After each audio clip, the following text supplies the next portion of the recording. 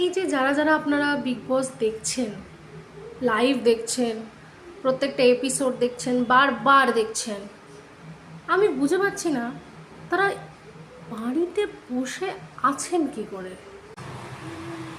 Brush করছি, তাও আমি বিগ বসের কথা ভাবছি।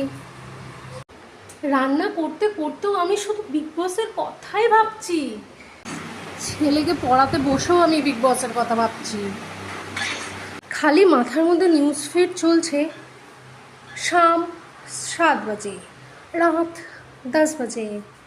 বিগ বস ওখানে শুধু আমারই কমি আছে ওখানে। যখনই ঝগড়া দেখছি মনে হচ্ছে ঝগড়াতে আমি কেন নাই, মনে হচ্ছে আমি ওই ঝগড়াতে কেন মুদ্দা ওরা এটা বের করতে পারছে না। আমার কাছে বিগ বসের এপিসোডের এমন এমন আইডিয়া আছে না, যারা ওখানে খেলছে তাদের মাথাতেও আসছে না।